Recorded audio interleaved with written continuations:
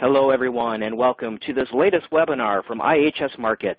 My name is Alan Titara, Senior Event Manager for the IHS Markit Technology Group webinar team, and I want to thank everyone for joining us.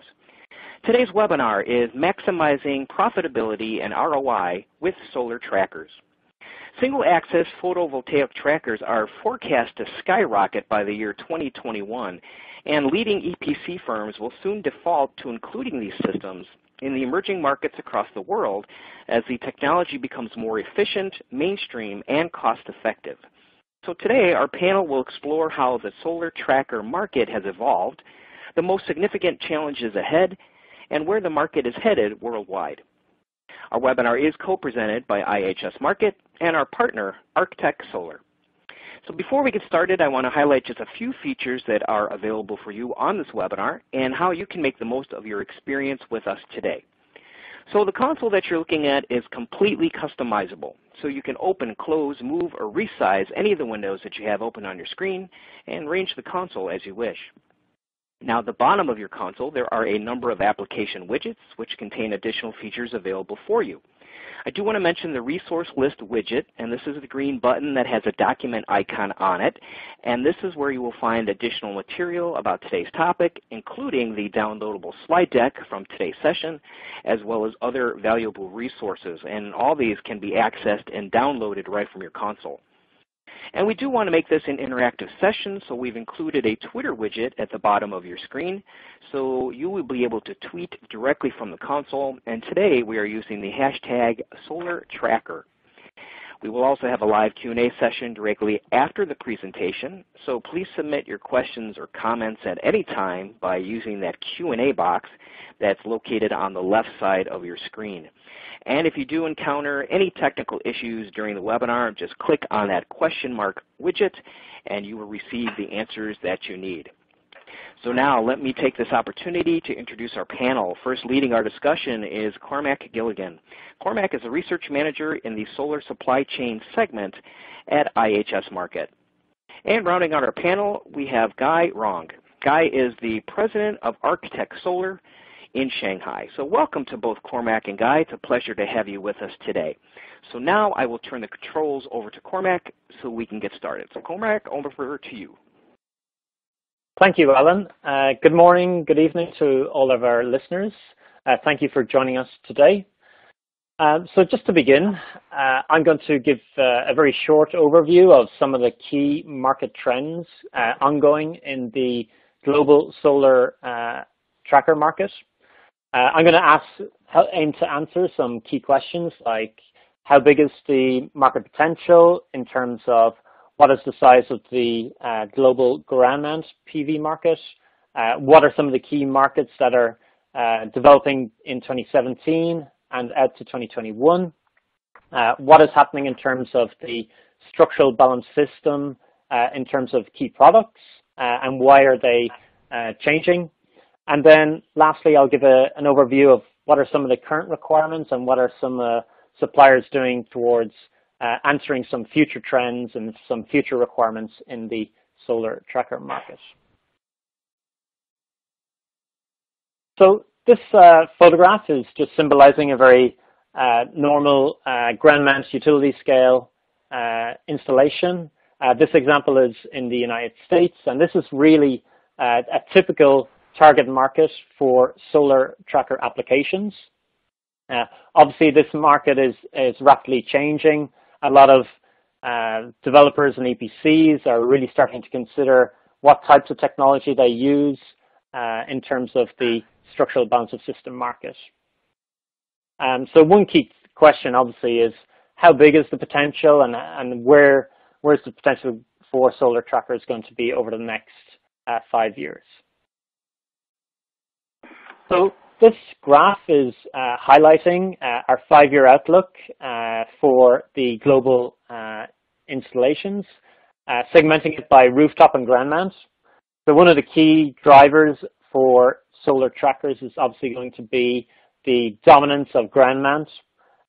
It's going to ebb and flow a little bit between the years of 2017 and 2021, but the ground mount in that green color is set to account for a little over 2/3 of the global PV installations. Overall, across the 5-year period, we're forecasting that the total available market will exceed 300 gigawatts and make this a very, very sizable market for solar tracker suppliers. If we look towards the 2017 global ground mount market, you can see here the top 10 markets. It's going to come as basically no big surprise in terms of the top 4, China, India, the United States, and Japan.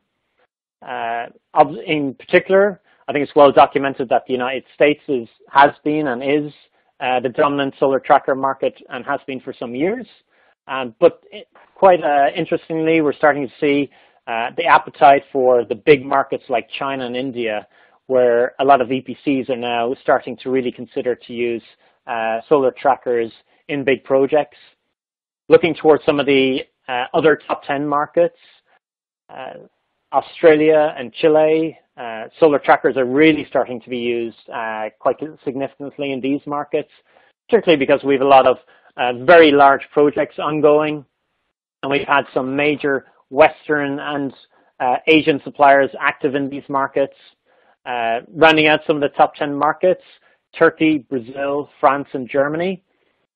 Across a few of these markets, we're starting to see trackers being used, and we're seeing obviously a lot of the European suppliers expanding into these global markets and educating the EPC base.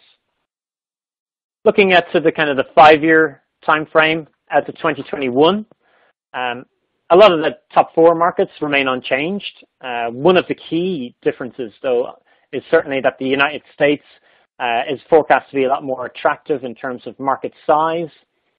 The key driver and the key reason for this is obviously 2017, driven by the investment tax credit. The pipeline hasn't been built out as much or as planned as much because of the quick turnaround in terms of decision making there. But by 2021, there'll be a lot of forward-looking maturity in the pipeline, and we expect this market to be quite sizable. Also, India is forecast to grow steadily over the next 5 years and will account for a bigger portion of global ground mount installations. Japan will slightly decrease. This is well noted in our forecasts in terms of the mega solar market declining a little bit. And then looking at the other 10 markets, a few of them remain unchanged, but we're starting to see new emerging markets, in particular like Mexico. This will obviously be attractive, particularly for suppliers based in North America and a lot of the suppliers who've been active in the Latin American markets such as Chile and Brazil. And then we're starting to see some of the Middle Eastern markets like the UAE or the United Arab Emirates expanding into the top 10 market. And there certainly will be appetite there. We've had numerous questions regarding this market, and it's certainly solar trackers are being really considered increasingly in the Middle Eastern markets. So that really gives an overview of what's the size of the market potentially for ground mount over the next few years, where are the key markets. One of the next areas to concentrate on is how are the products developing and how have they developed historically, and why is that? So in terms of a lot of the decision making by EPCs, generally it's been one of two ways traditionally in the ground mount market. Historically, it's been dominated by fixed tilt in many of the world's leading ground mount markets. But as mentioned, we are seeing this rapid shift to solar trackers in markets where there's high irradiation, ideal site conditions such as flat layouts or maybe limited slopes, and where we're seeing a lot of those big Western and Asian structural suppliers expanding into. And it's really, the market is rapidly shifting towards the solar tracker solution. So this next slide is really just giving a highlight of how quick the switch can occur in some markets. And we're looking at the most mature market of the United States, and we're looking back at history. So on the left-hand side, you can see 2013 and 2014. And what you can see in blue, really, to begin with the focus, is the fixed tilt, occupying well over 50% of the market in terms of ground mount installations in those years. And if we fast forward still to historical years, 2015 and 2016, we can see a rapid shift, so signified by that gray color, which is the single axis trackers starting to really account for 2/3 of the market by 2016. This has obviously been driven by the key reasons why you would use a tracker, such as the increased energy yield, the improvements in the pricing, the economies of scale, the proliferation and the increase in the number of suppliers active in the market, and increased competition. But also an underlying better education from the EPC developer and financier point of view. So this highlights how quick some markets can pivot in the space of 1 to 2 years from a fixed tilt to a single axis tracker market. Next, we're going to look at the history, how it's kind of developed from the tracker point of view. So if we begin just back in 2011, we see what now seem like very low levels of ground mount installations, but we had milestones such as 10 gigawatts of ground mount installations back then. What happens then is that a lot of in the European market, we've seen the markets decline, especially in ground mounts, in leading markets such as Germany, Italy, and others. And a lot of the suppliers then, particularly in Spain, Italy, France, and Germany, really start to expand into new markets, particularly such as the United States and elsewhere. Then by 2013, the US becomes the largest solar tracker market. 2014, we see that Ray Technologies becomes the leading supplier globally. Because of this rapid growth in shipments of solar trackers, a lot of attention comes from other companies that are looking towards getting more involved in the renewables and solar space. And we see some acquisitions in the form of Flextronics acquisition of Nextracker. And then by 2016, we're really starting to see adoption of solar trackers really starting to snowball, and then for the numbers of trackers to be installed reaching multiple gigawatts, not only in the United States, but expanding into key markets, as mentioned previously. So China, India, Australia, and other emerging markets, particularly in the Middle East and Latin America, starting to become really, really big markets for trackers. So then we're moving to the stage now where a lot of companies are very comfortable using this technology. There's obviously, from this point of view then, we've seen a lot of suppliers expand, particularly from the fixed tilt area, and start to widen their scope and their portfolio. And because of this, a lot of suppliers are having to innovate. So this is obviously to stay one step ahead of the game. Obviously, as solar itself becomes more ubiquitous, it's becoming, as more price pressure becomes a daily occurrence, suppliers are having to distinguish themselves in the marketplace.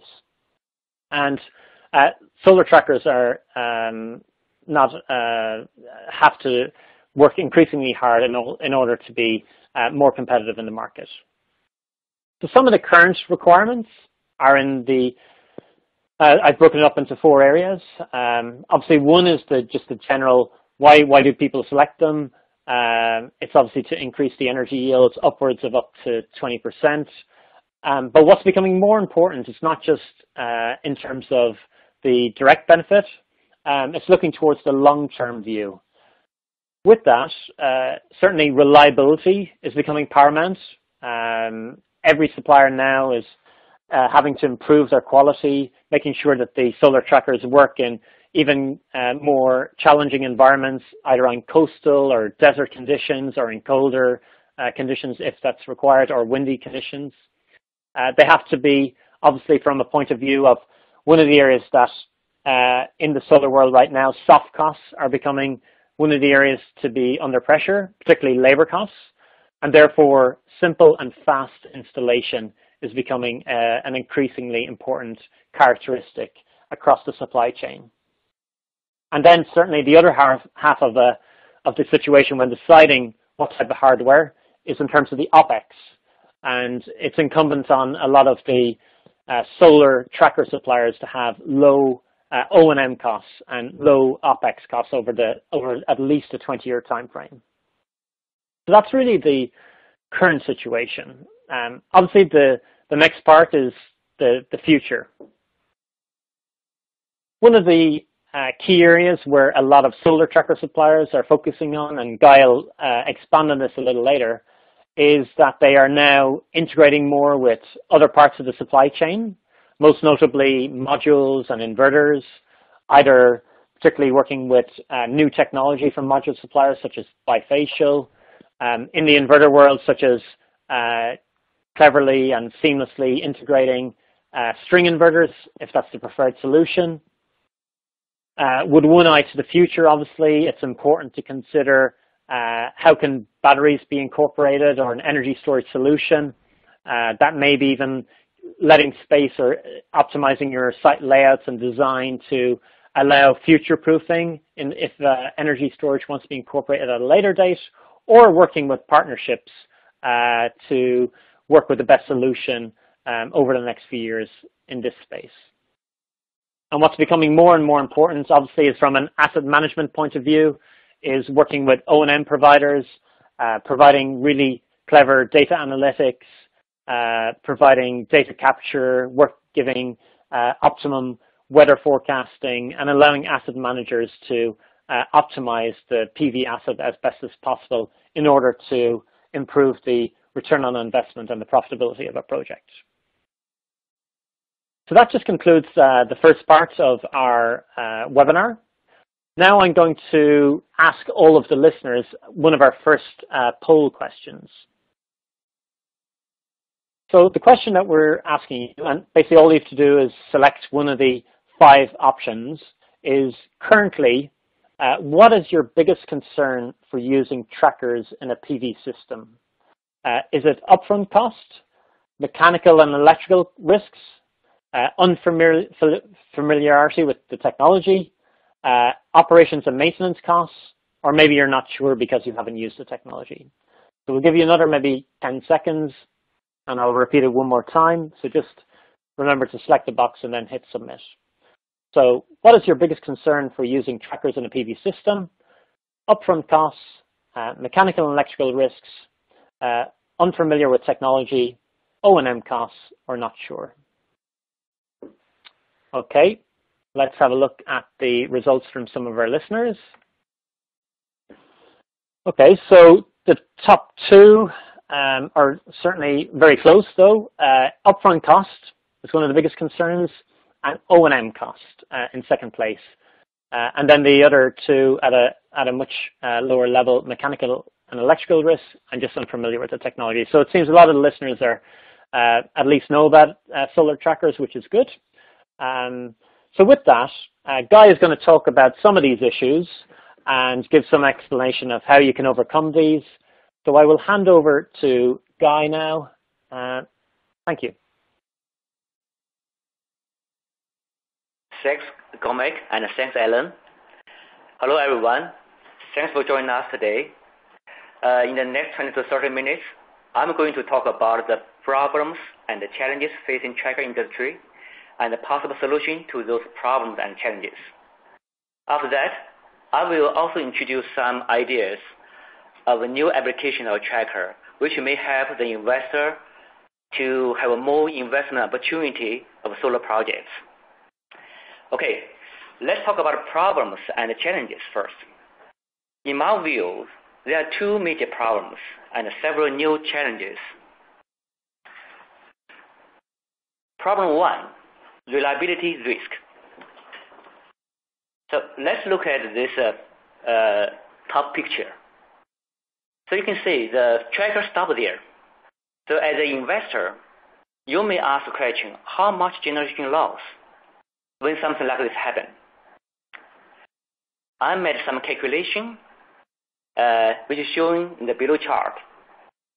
So in the chart, the x-axis is the time from 4 a.m. to 20 p.m. It's a day production. The y-axis is the generation. So the blue line is the energy generation with the normal tracker. The red line is the generation curve with the failed tracker, which face west 45 degrees. So you can see the yellow areas is the gap between the normal tracker and the field tracker production. So the loss of the production can reach up to 40% of the total production. So you can imagine how big the loss will be if we track stop for 1 day, 1 week, or even 1 month. So, and this generation loss will also lead to IRR loss. So then we will ask the question whether we can avoid those failures. To my understanding, mechanical failure can be avoided if you have a very careful calculation, good quality control, and professional production system. However, electrical component failure cannot be avoided because every electrical component has a certain failure rate despite whatever brand you are using. So now the question is whether the component failure is equal to tracker failure, which will lead to generation loss. So this is the first problem faced tracking industry.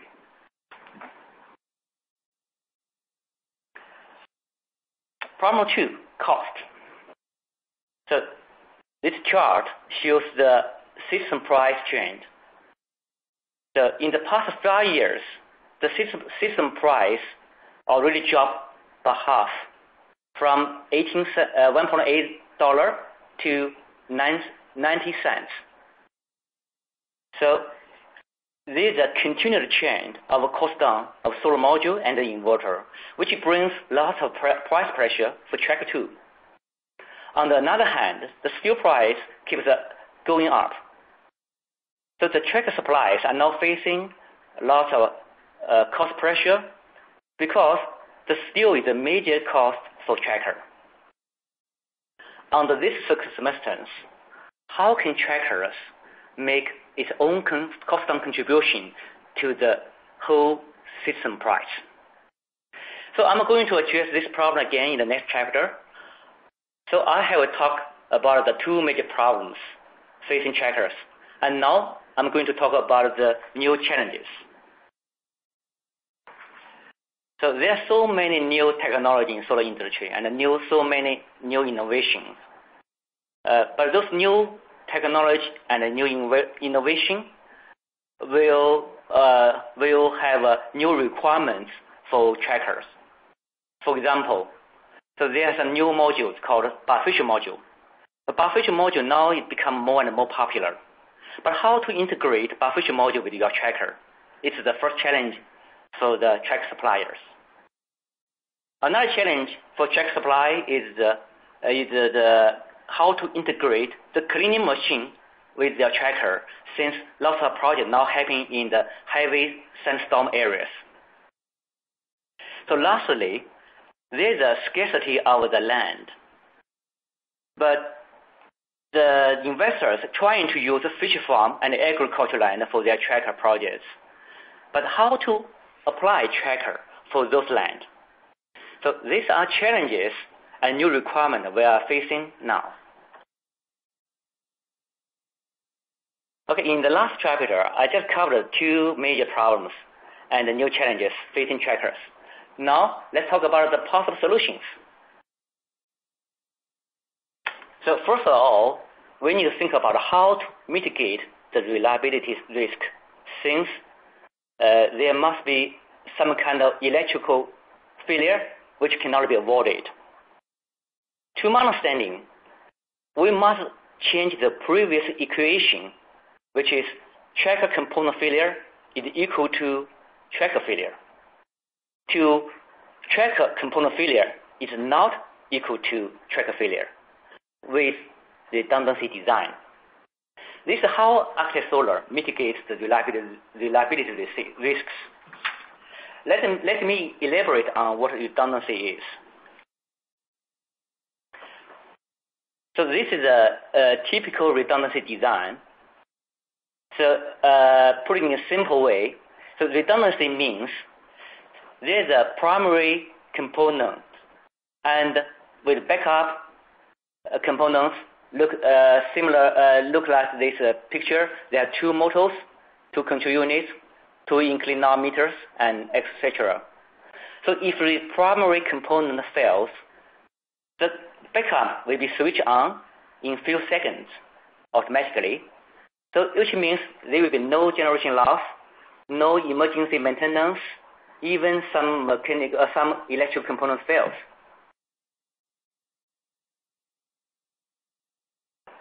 So for investors, so with the redundant design, you don't need to worry about your systems because you already have protection.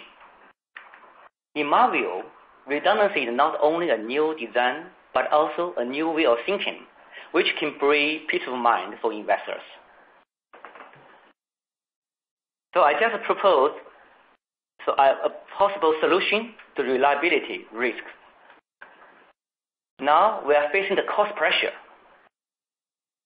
So I think we should start with the cost-benefit analysis instead of simply talking about the cost.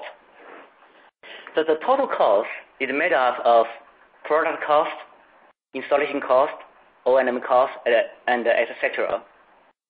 So the reason to use a tracker is because using tracker, you can have a better economic return, which means more energy yield. Why? The tracker may bring you a little higher total cost. So let's go to the details in the next couple of slides. So I just learned from the poll questions. So almost 42% of our audience talking about the upfront cost for the tracker installation. So product cost actually is the upfront cost. So how to reduce the product cost? So I think the most effective way is to reduce the product cost through the shorter supply chain. For most tracker suppliers, so they only do the marketing and design. Normally the OEM production to the third party, which means they may have to premium or the production margin to their suppliers. Architect Solar's approach is to build our own production capabilities, which can minimize the production cost and have a good control of quality. So in the meanwhile, Architect also has OEM partners worldwide to meet the local content requirements. So there's another way to reduce the product cost and the installing cost as well. So the top picture shows the regular module mounting design with purlins. So most of tracker companies use this kind of design. But we all know the purlins cost is one of the significant costs for the trackers. But why not think another way? We can use the module frame to integrate the purlin with the module frame, so we don't need the separate purlins, which means we can save the last cost for purlins. In the meanwhile, we can install our panels on the tracker very fast, so it also have a less installation cost. So there is also a third way to reduce the product cost through integration with the inverters. So by doing this, you can use the power supply from inverter, which decreases the amount of cables you will need. You can share the communication device from the inverter, which means you do not need a separate communication device. In some areas where the grid is not stable, so there is a requirement of a UPS which can help you to bring the tracker to stall position if you lose the grid. However, the UPS is very expensive and needs to be replaced in several years. So through the integration with the inverter, we can find a way to eliminate the UPS.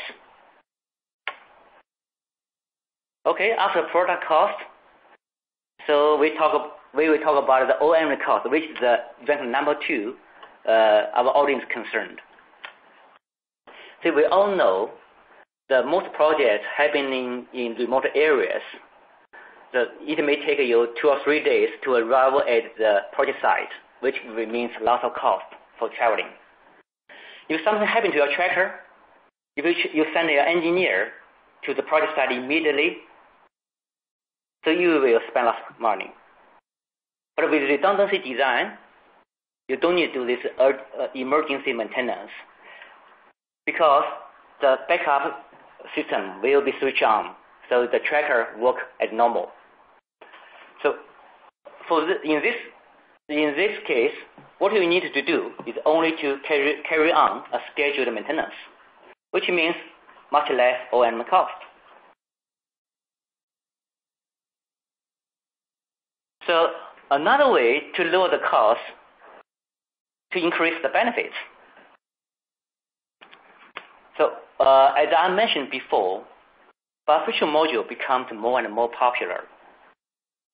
If we can successfully integrate bifacial module with your tracker, we will have a 10 to 15% more generation at a similar cost as the regular module. So how to do this? So for most tracker suppliers, the design is one row module in portrait and the torque tube in the back. The torque tube will create the shadow in the back of the modules, which means much lower production for the back of the bifacial module. So our approach is to use 2 modules in portrait with the torque tube in the middle. So you can see the pictures here. So it perfectly avoids the shadow. So we have already completed a 50 megawatt project with bifacial modules, and we are going to see mass application of this solution shortly. So another way to increase benefit is to integrate the tracker with the cleaning machine. So think about it. So there are lots of projects happening now in Middle East and North Africa, where the thunderstorm is very heavy. So cleaning once a day can produce 10 to 20% additional energy compared with cleaning once a month. Architect's solution is to integrate robotic cleaning machine with our trackers, which can be seen here in the pictures. It can not only produce 10 to 20% energy, but also bring down the O&M cost because you don't need manual cleaning, which means you don't need lots of people to work on this cleaning.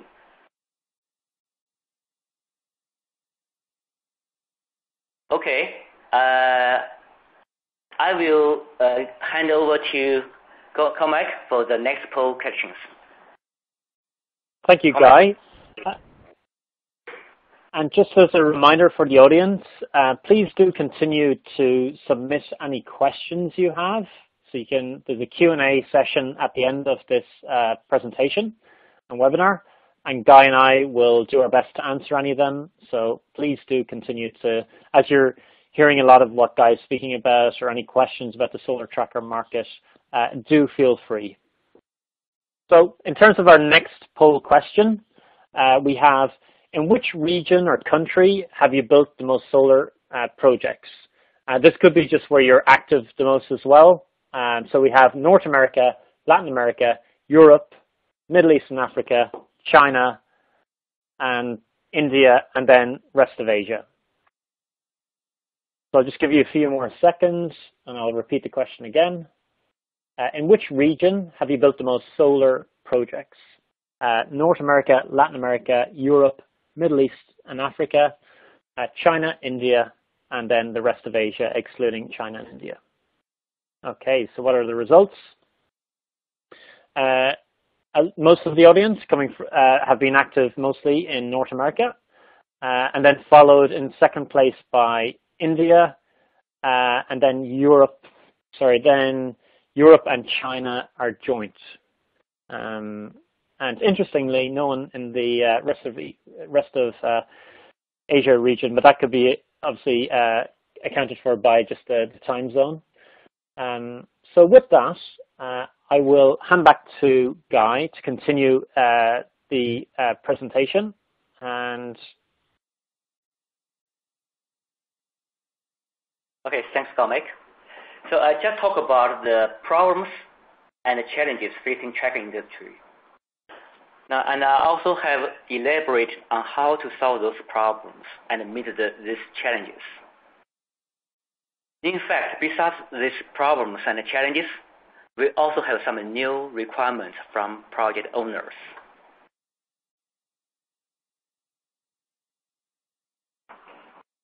Due to the scarcity of land, developers are trying to use a fish farm to build solar projects.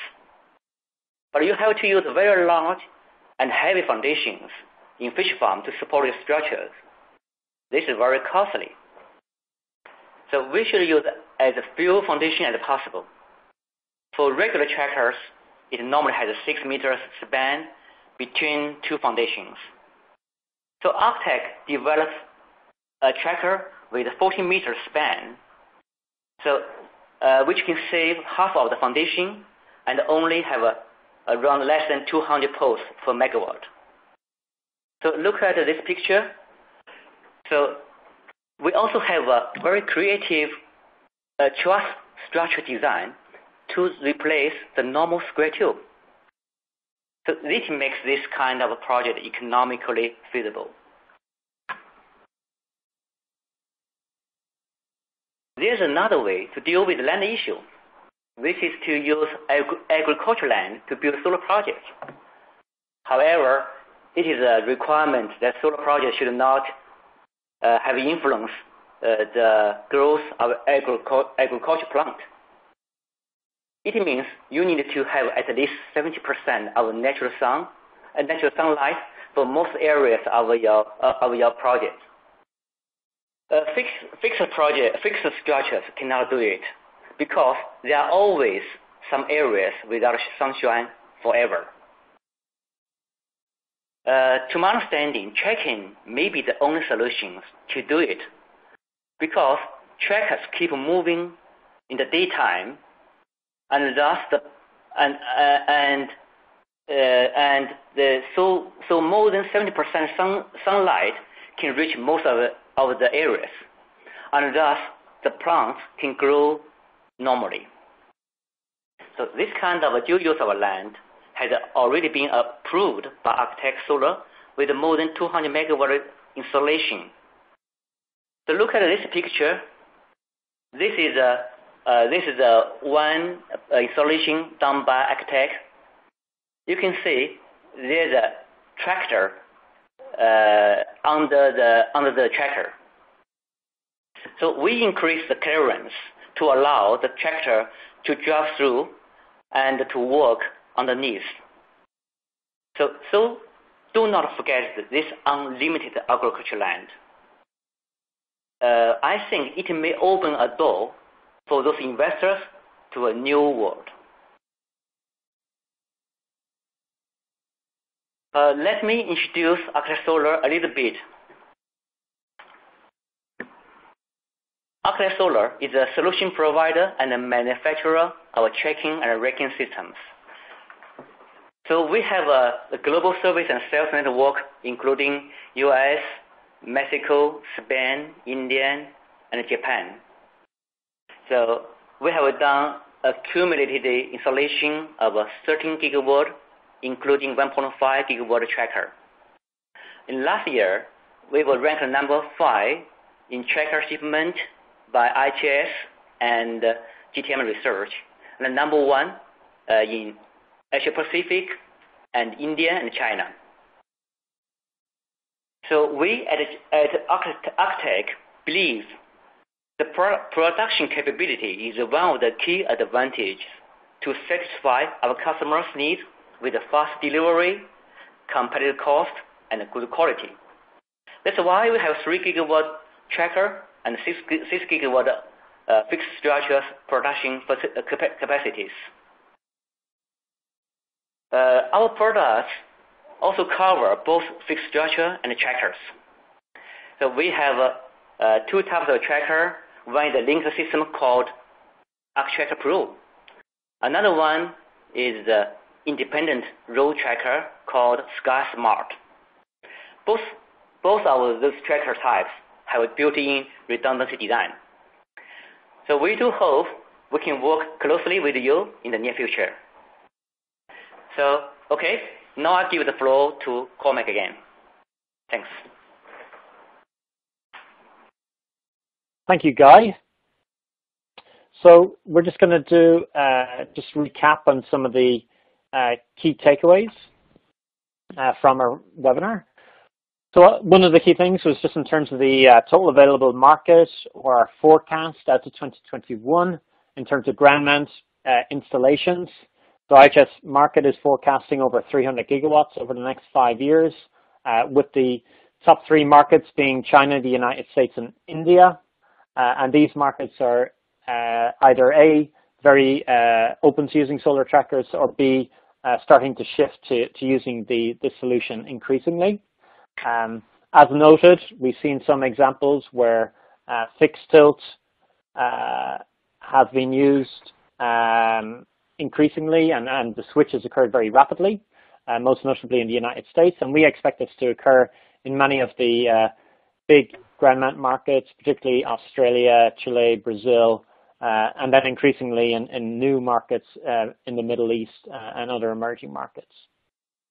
And one of the key considerations as well is that we've seen, particularly across the supply chain, given by price pressure and technological innovation, more integration, in particular with solar trackers in terms of modules. And I know there's been quite a few questions from the audience on this, which we'll aim to answer in shortly. Also, we're starting to see how data and working with energy storage is now at the forefront of a lot of people's minds, and solar tracker suppliers are increasingly considering this type of solution and partnering with suppliers. So with that, I will just hand back to Alan just for a little bit of housekeeping before we go into the Q&A. Thank you, Cormac, and thank you, Guy, for the very informative presentation. So now we're now entering into our audience Q&A, when a lot of questions have been coming in, and we encourage you to continue to ask those as we now move into that session of our program today. Just also a reminder, make sure you do check out that resource list, and there's a widget at the bottom of your screen to do that, and that's where you're going to find some downloads, including our slide presentation and some other offerings from Architect Solar. So that, again, that is the resource list widget. So Cormac, if you're all set, let's move into our audience Q&A. Okay, thank you, Alan, for that. So we've got about 15 minutes or so where we'll aim to do our best to answer some of the questions from the audience, which we've received quite a few. So one of the first ones, Guy, is in relation to the module market and in relation to using trackers with modules, either in the form of, particularly in the form of lots of the new innovation. A lot of the audience are very curious about how well trackers can work with bifacial, and increasingly, in particular, to do with frameless modules. So could you talk a little bit about, recap a little bit on a lot of the innovation that's going on there, and explain how you're using these type of modules, perhaps where you've done or are considering getting some of these requests in some of the global markets. Thank you. Okay. Yes. For this frameless modules, So most of bifacial module is frameless. So we have a pattern design with a bifacial module. So we normally use, we call it a 4-point installation method. So which means we have 4 very short clamps which can be stick on the edge of the bifacial module. Then we mount it on our purlins under our tracker. So this is one way to work with the bifacial module. For the normal frameless module, is another way just to extend the length of purlin, so you can mount the wireless module, frameless module on the purlins. Another way is there are some frameless module with the hook. So we also have a design to have some special design to attach the hook back in the back of the frameless module, which is not bifacial. Make sure it's not a bifacial module. So this, of course, this increase a little bit of cost, but not so much. So we already done lots of projects with bifacial module. For most projects we done in agricultural land and in fish farm, they use the frameless module or bifacial module. Thank you, Guy. That's a very good explanation. Yes, in terms of our next question, it relates to, I guess we put it under the OPEX considerations and in terms of warranty. So we've got some questions relating to what is the typical lifetime for a solar tracker, or how long do you expect them to last in the field? Can you maybe expand on this and share your experiences from either field tests or any laboratory testing you've done? Thank you. Tracker is designed to serve the whole lifetime of the project. So normally the solar project lasts 25 years. Now it is 10 to 30 years. So our target to extend the tracker lifetime to 30 years. Let me put it in more details. For mechanical parts, for all those steels, I think everybody understands there's no issue for these mechanical parts. But the most problem may be coming from the electrical part. So for example, the motor. The motor normally have a expected lifetime around 10 to 15 years. So you may have to change the motor every 10 to 15 years if it fails. Sometimes it can last for 20 years, I don't know, but sometimes only 10 to 15 years. So, but this kind of components is not expensive. It's just a little money, so it will not cost a lot. So I think, generally speaking, it can last for 30 years. So this is how I view about the tracker lifetime. Go, Mike. Thank you, Guy. Another recurring question that's come up quite a few times from the audience is in relation to solar trackers being used in smaller systems, what we would generally describe as maybe large commercial in that 1 to 5 megawatt range, still typically ground mount, but generally a little bit smaller than, let's say, the 20 megawatt or bigger where we've seen a lot of solar trackers being used. Can you maybe give some, share your views on that, where you've maybe seen some demand for large commercial using trackers, and how you think this market may develop in the future? Thank you. Yes. So nowadays, for the most of the emerging market, the most projects have a very big project size, very big size. We can say the utility scale maybe 10, 15 megawatt and above. But for those mature market like US, Europe, there are also lots of smaller projects like project 3 megawatt, 5 megawatt, even 1 megawatt. So we call it a distributed generation. In fact, even in the market like India, which is also emerging market, distributed generation also become very popular. So for most of this project, what I think is the tracker definitely can help to increase the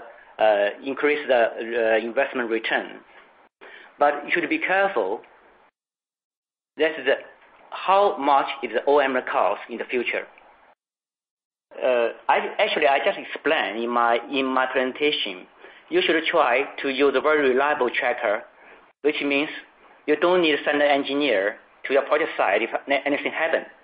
Maybe redundancy, maybe something else, but should be very reliable. I think this is the number one for you. I think the secondly, for this kind of projects, if very small, maybe you also need some people to do the installation guidance or installation instruction.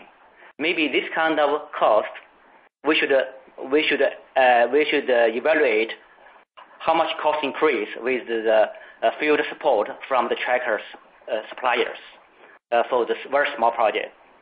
But normally, to my understanding, most of the small projects have a better FIT or better PPA price. So I think normally it can cover the cost. So that's my views about small projects with tracker. Thanks, Mike. Thank you, Guy. That's a great explanation. I've got one that's a question that's an interesting one and something I haven't really considered much. So it's in relation to whether you could possibly use or install solar trackers to existing PV installations. I guess we would describe this normally as retrofitting. So particularly where the PV project may be in its 10th, 15th year, it might be in the middle of its lifetime. Have you seen or have you had any requests relating to retrofitting in order to boost the energy yields or change the dynamics of the project, or has this been too cost prohibitive? Can you share your views on this type of solution? This is a very interesting question. In fact, I heard about this. I heard about this request. I know some developers in the U.S. They are trying to do this kind of things because previously the PPA is a very high price, and the project already 10 to 15 years. The module was also very old, so if can replace the project totally, definitely you have a better economic return. So I also did some calculation with that. We found out you will have some kind of better financial returns if the project maybe have a 5 or 10 years history. But you should be careful. If you want to do this, you need to apply with your local authority or local utilities, because all the inverters, all these modules have already registered with those utility companies. If you want to change it, you must get approval from them. This is something I want to remind those people who want to do this. That's my reply. Comment. Yep, very clear, Guy, and a good explanation. One of the other questions that also is come up from another of our audience members. It's around the decision-making process in the general structural balance of system market. So it relates to basically when kind of an understanding regarding cost and when may be it appropriate to use either fixed tilt, single axis, or dual axis. And with relation to the dual axis, the part B is, do you see much demand or do you compete against this much in any of the markets where you're active? Can you elaborate on any of that? Thank you. Great. So fortunately, I had some experience with the dual tracker. So in fact, we start with the dual tracker, but now we stop to provide dual tracker to the market. there's two reasons. One reason is for dual tracker, the cost is very high compared with a single edge tracker. Another thing is the reliability. For dual tracker, normally you have the one pole as the support structure.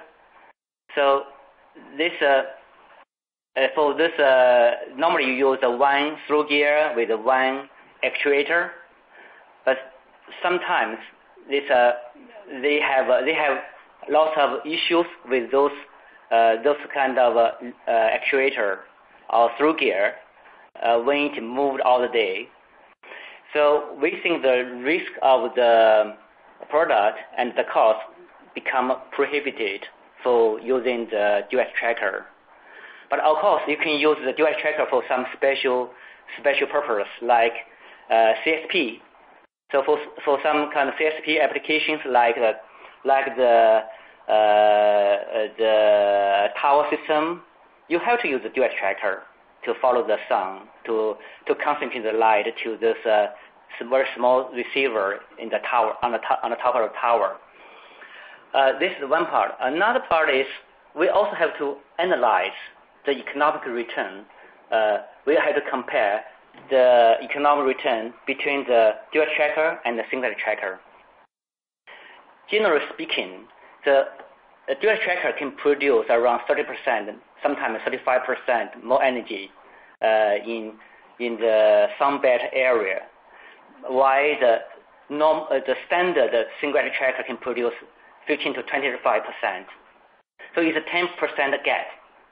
But for single tracker, you can put the module in the tube at a certain degree, let's say 10 degree, facing the source. So you can also generate another 7 to 8% more energy compared with the normal single edge tracker, which means the generation gap between the dual edge tracker and the single edge tracker with the tube module is not big, maybe only 5 to 10%. But the cost is totally different. Reliability is totally different. So this another way is, economically, I think the dual tracker may be not so feasible for most of our projects. Thanks, Cormac. Thank you, Guy. So I think we've got maybe time for just maybe one more question and for maybe just a 1 minute answer. So this relates to O&M, and this came in actually when we had a lot of questions when we put up the link on the website with a lot of pre-questions, and it relates to what's Architect's views across many things such as warranty, servicing, O&M, and in line with that, are you getting many requests for things like performance ratios? Can you talk about the O&M market briefly, please? Thank you, Guy. Okay, so I think when we talk about the O&M warranties, we should look at the product reliability first. So you should try to use a very reliable product to avoid those O&M problems. And of course, you also need to work with a very reliable company which can last for many years, can survive for many years, because you will use a tracker for 20, 30 years. So you want your supplier can survive as long as your tracker is still optioning in the field. The third one is your supplier must have an extensive network of service. It should be the same time zone. They should have spare parts in the stock, so they can serve you immediately. They can reach your project site immediately after something happened in your field. Another thing is also from the point of view of the tracker companies. So tracker companies should try to do better training of with the customers. So the people at the project side who do the routine maintenance can fix most of the problems. So you don't need to send the people immediately if anything happens. The last but not the least is they should have a certain monitoring system. In Architect, what we are doing now is we have a web monitoring service system. So how we do this? So we normally will put the SIM card in every communication device of the project. So this communication device collects the most critical data and send this data to the back office of Architect. So we will see any potential problems, and we will send the warning signal, warning information to our customers before it is really happened. For example, if we found out the current of the motor become big, so this must be some kind of a problem with the structure. So we will send this information to our customers. They will send the engineer to the track to check where something may be banded or maybe something in the middle to have some kind of problem, cause some problem for the track movement. So all these things can mitigate the O&M risks for the customers. Of course, if you have the less O&M cost, you will have the better performance ratio.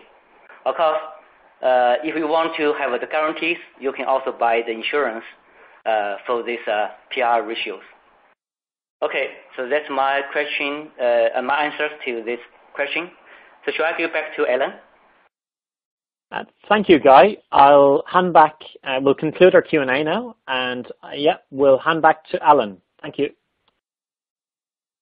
Thank you, and a special thank you to everyone for participating on our webinar today and for submitting all of your questions and comments. Special thank you to Cormac and Guy for making this a great presentation. So an archived version of this webinar will be made available shortly, so feel free to come back and view this session again or even share it with your colleagues. You will see a short survey pop up at the conclusion of our webinar, so please take a few moments to fill that out. And lastly, make sure you follow us on Twitter for information on future IHS Markit Technology Group webinars. So again, thank you for joining us, and have a great rest of your day.